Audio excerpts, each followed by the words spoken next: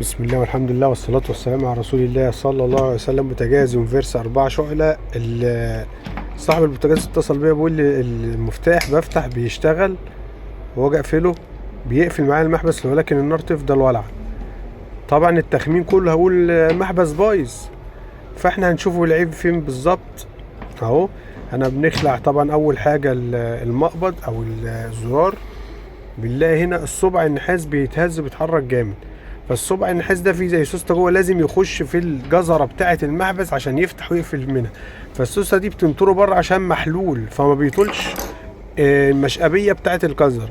فهو بيفتح الجزره يجي يقفل، يكون السوسته نطرته بره ما بيقفلش، يفضل مولع. فالحل بسيط جدا طبعا، بنربط المسمارين دولت، بنلم الصبع النحاس على المحبس او الجزر او قلب المحبس، اي مسمى زي ما الناس عارفاه يعني. قلب المحبس النص التاني اللي هو الصبع النحاس دوت بيخش فيه اللي هو بيفتح ويقفل ده. احنا كده قربنا المسافة منه تاني وتبعناهم على بعض. كده هنجربه كده ان شاء الله، نشوف النظام ايه.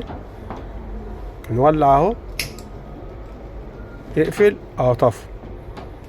حل بسيط جدا وسهل، احسن ما حد يلعب في البوتاجاز. فصاحب البوتاجاز ربنا يبارك له اتصل بيا وقال لي، قلت له طب انت ممكن تعمل الحل ده؟ قال لي لا. فهو برضو في محبس كبير ومحبس صغير، دي العين الكبيره برضو بتعمل كده والزرار محلول. فاي حد عنده زرار بيتهز جامد بيشيل الاوكرة او المفتاح ويجيب مفك صليبه ويربط المسمارين دول. ولكن ما هو ربط المسمارين يزق المحبس بايده بصبعه كده اهوت، يديك السوسته بتاعته كده شغال، كده مربوط صح، كده مربوط صح. وهنجربه برضو تاني اهوت العين الكبيره.